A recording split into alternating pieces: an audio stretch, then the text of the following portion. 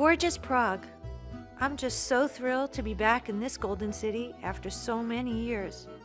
There's just no other place that has restored itself into such a mega metropolis for visitors from all over the world. This Czech capital is filled with beautiful palaces, galleries, and parks, and what I'm most excited for, a vast and growing food scene. What better than to have a professional local food guide show me some of this fabulous city's mouth-watering delights? How lucky am I to have found Vladimir from Prague Foodies, who spends his days and nights eating his way around Prague to find the best of the best. And now I get to do it with him. This is beautiful. I love it.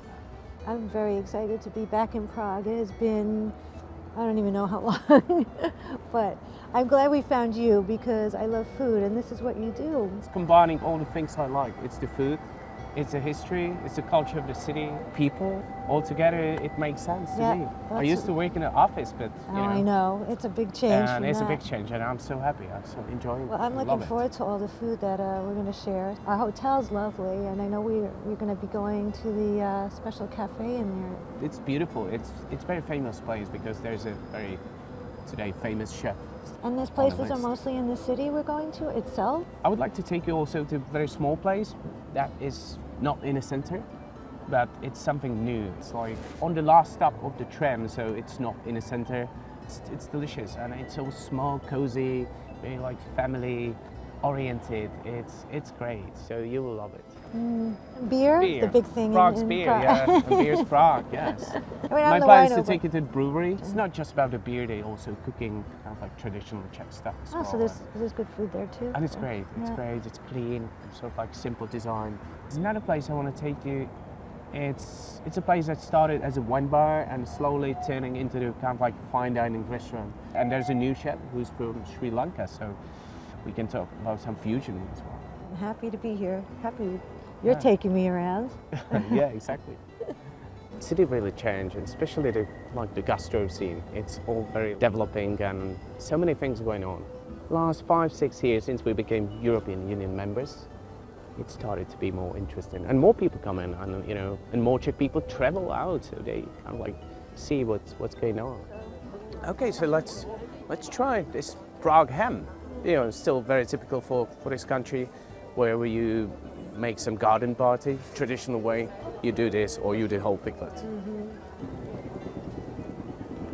Oh, very good. It's very typical, yeah.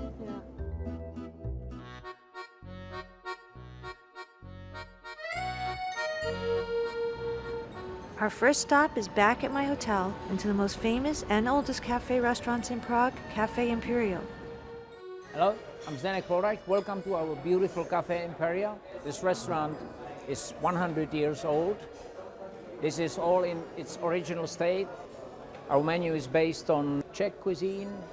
It's whole day restaurant. I will show you our signature dish, which is braised lamb shank with sauteed potatoes and cream spinach. So I'd like to know how long this cooks for. Cooked for 6 hours. 6 hours?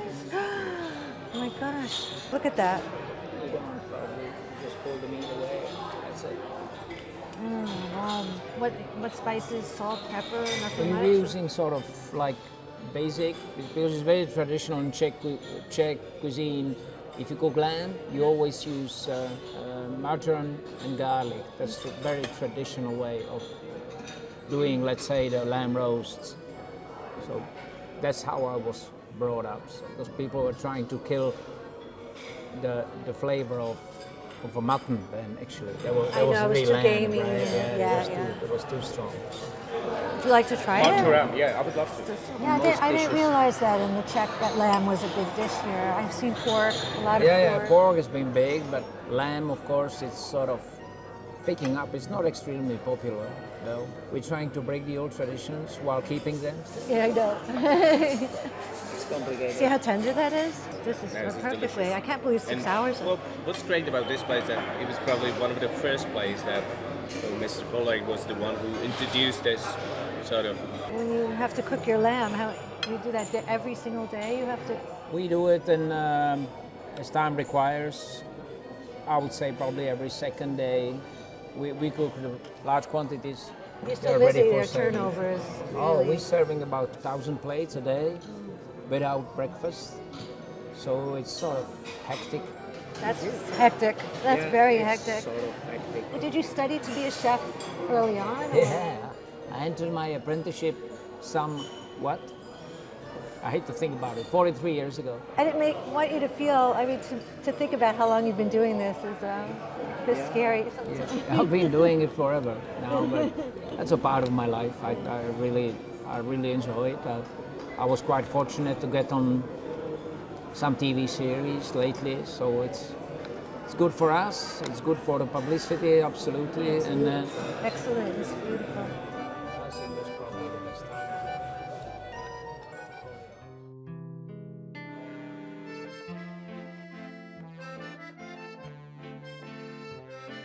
It seems not all the great restaurants are in the center of town, and after about a 20-minute taxi ride, we arrive at an inconspicuous looking restaurant in the middle of a very residential neighborhood.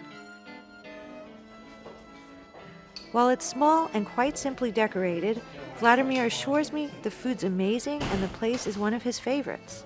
And that sounds good to me. Chef Michael invites me to join him in the kitchen while he prepares his signature pork dish. Right, so this pork is smelling so good, this dish. Yeah, I purchased suckling pig belly with parsnip puree, and we got peeled barley. Peeled barley? Peeled barley, yeah, with marjoram and button mushrooms. It's like typical Czech Christmas dish. No meat. It's like Christmas Like a Christmas stuffing Day dish almost. on the lunch. Oh, yeah, so- it's a typical Czech one. And the barley are cooked in mushroom stock. It's nice. Gives it earthiness. Yeah, it's just infused now. So we put button mushrooms in, and we can heat it up now. Okay. So this is a very earthy and hearty dish, the pork Yeah. and that. Is it a seasonal thing that you would Yeah, do? because it's already seasoned, so Just wait until that crisps yeah, out and then we have to wait for it has to be crispy now. So just on the skin 10 or 15 minutes. I really love that. Yeah. Oh yeah. It's cooked like 8 hours in the duck fat, and after it's pressed overnight, it's pressed, and we cut the portions. And Oh, how delicious. okay, we got brown stock here with butter. It's not too strong, but it's not too strong. Just Oh, it's nice, rich. yeah. So we put a little bit in. It's to be like Just to give it a nice little bit. creamy, like risotto. Or, So with the barley, how long do you have to cook that for? yeah, it's just 20 or 30 minutes is in the water, and after we just heat it up in like 10 minutes.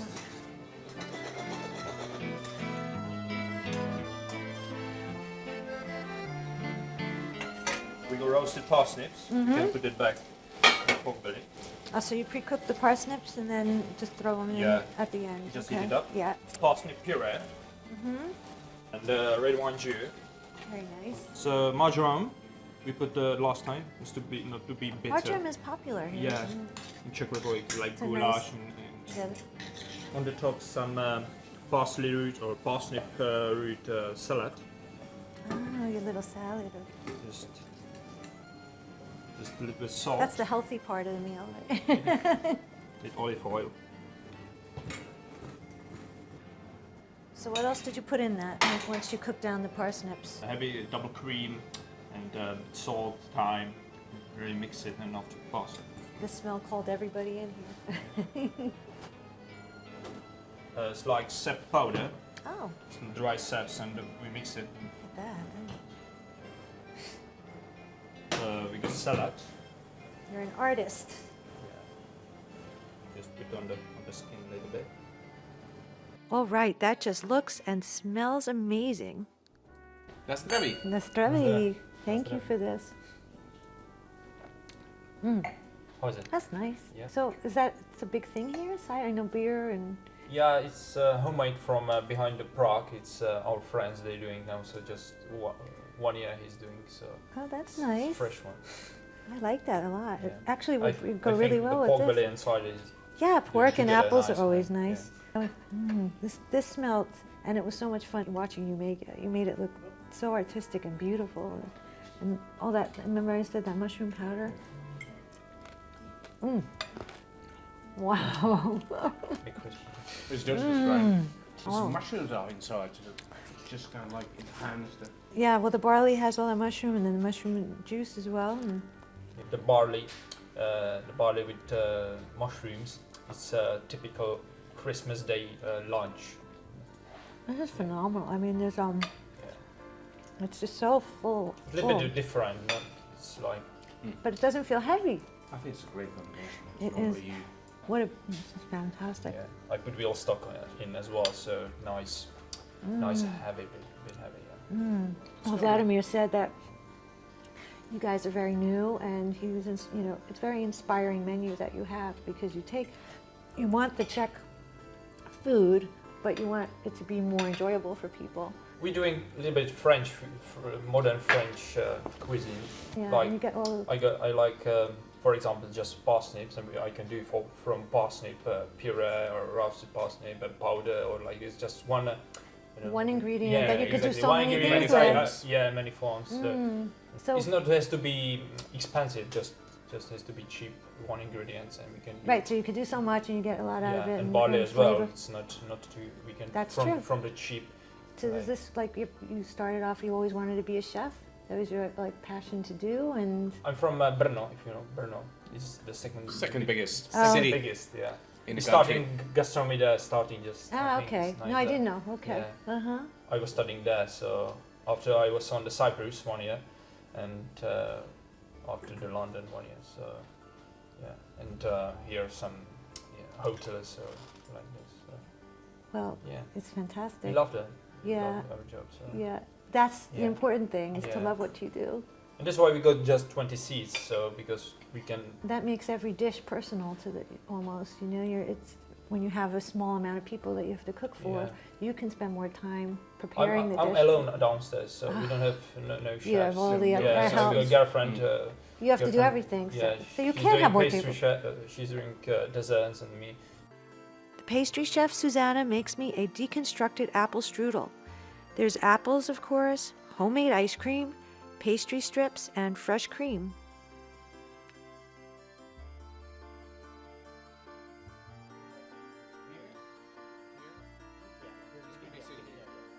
Wow.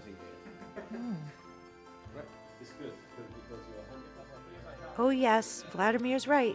What a find this place is. Not even a month, 10 days.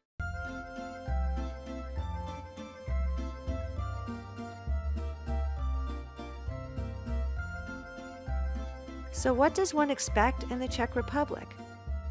Beer, of course. And so off we go to the upscale and historical district called Vinohrady, and a very popular microbrewery that also serves some excellent Czech dishes. This is the only place that brews beer in the area, and I'm happy to meet the owner and find out why he started it. This brewery has been quite new. We always love beer, as every Czech. What we wanted and what we are trying to do is do it the proper way it should be done. So we follow the best rules for the process of making beer. So our product is special, but in terms of quality. And the same we are trying to do with traditional Czech style cuisine. What we wanted to do is revive the reputation.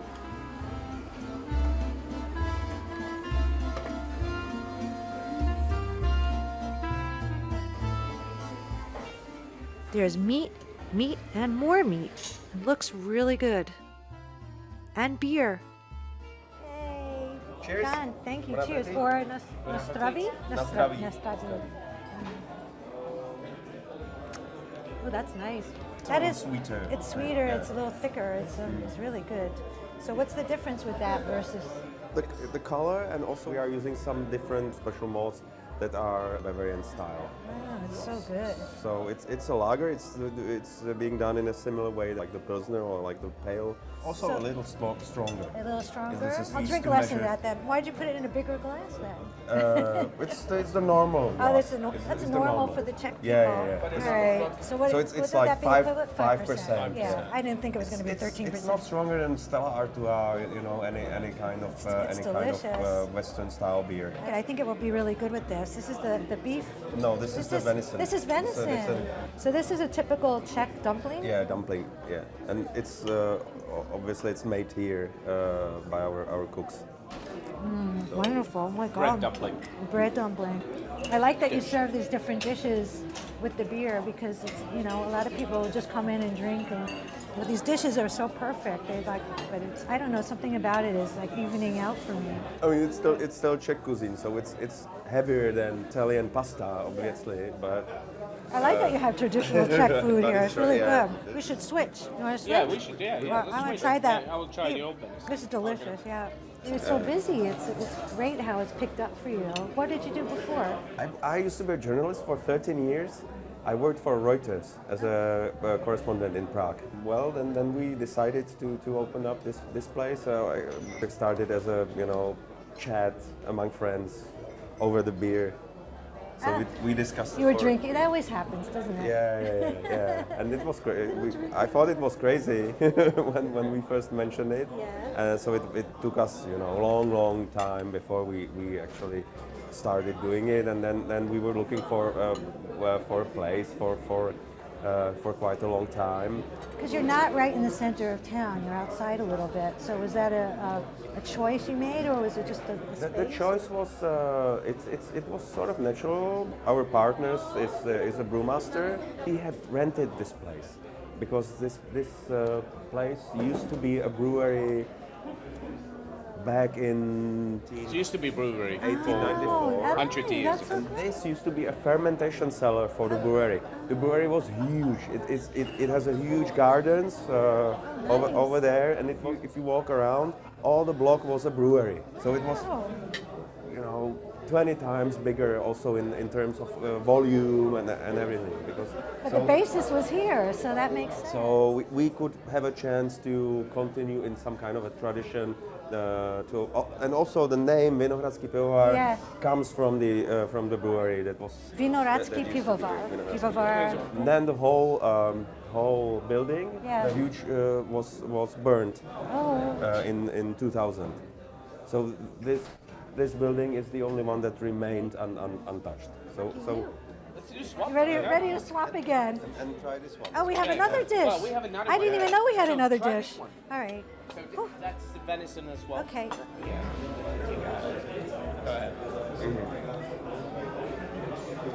Oh, go. So It's steak style, so it's also almost raw inside. that's the saddle of venison? Yeah. So it's a different. Wonderful. Really good. So it smells fine. Love it. Okay, you got to try some? My turn. Don't forget. Yes, I think so. Zdraví. Nastaví.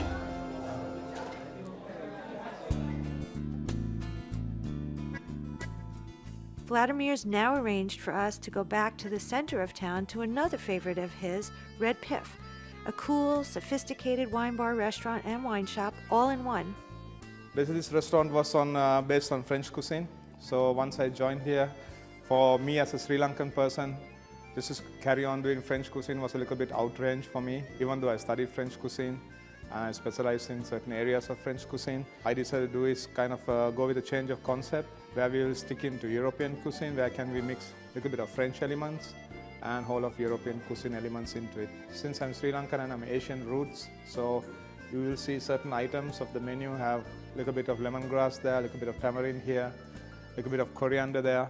So basically 90% of the food is European based, very modern, and to that I mix in a little bit of my Asian heritage into that food.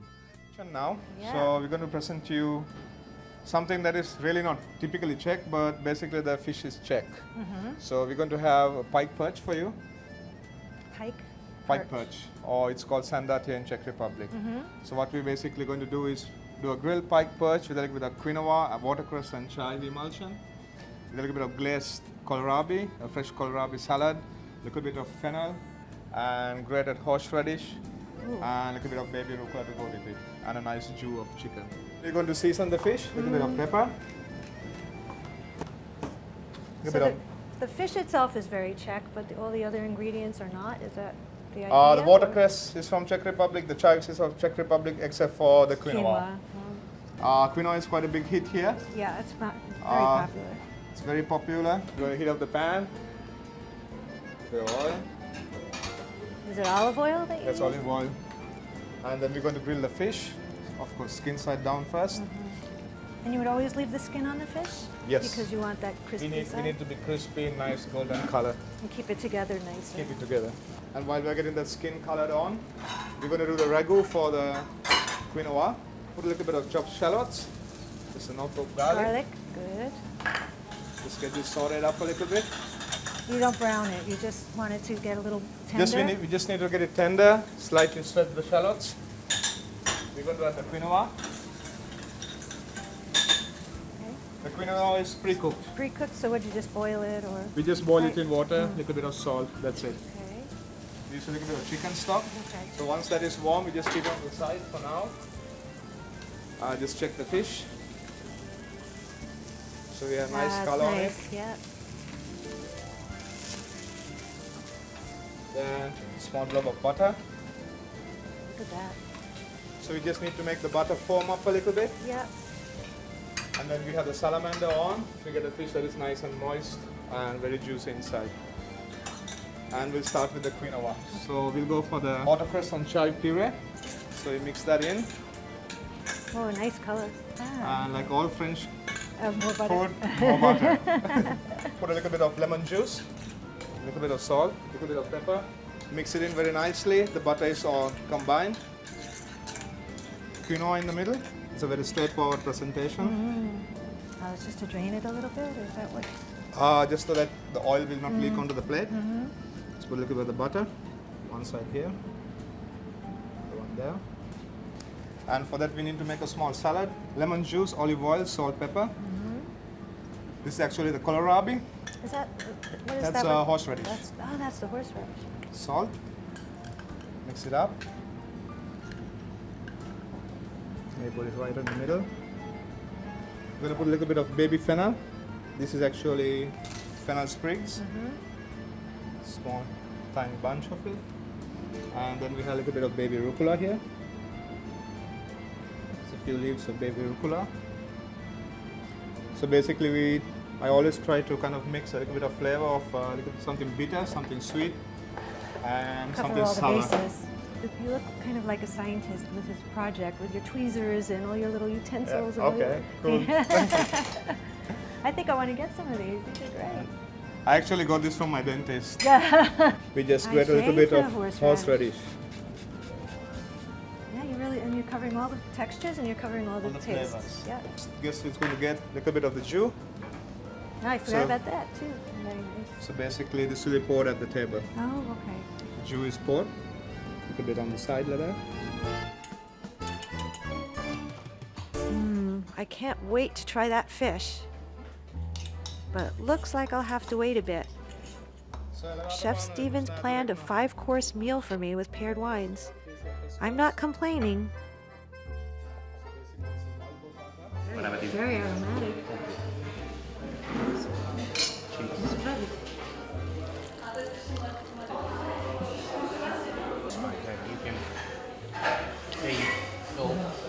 So this kind of food is quite different than you were used to here because this is a whole new concept. Absolutely new idea. They started 5 years ago. It was very like French influence. And then after 5 years, they hired a new chef and they changed the whole idea. Change the whole idea. What's great about this place is that they have like 700 wines, mostly French, a huge collection of Czech Moravian wines. Every day they have like 60, 70 bottles open. So you can try, you know, Oh, so by the wide glass. Oh, variety nice. of That's things. really nice. And another great thing is that it's probably the only place in Prague where you can get just a glass of very expensive wine. And it's quite unique. You don't have to buy the bottle. So this and is they'll really open like it for you. That's great. wine oriented.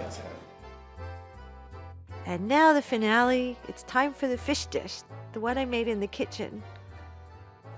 Fish is called whitefish, which I think is the most appreciated fish, local fish by chefs.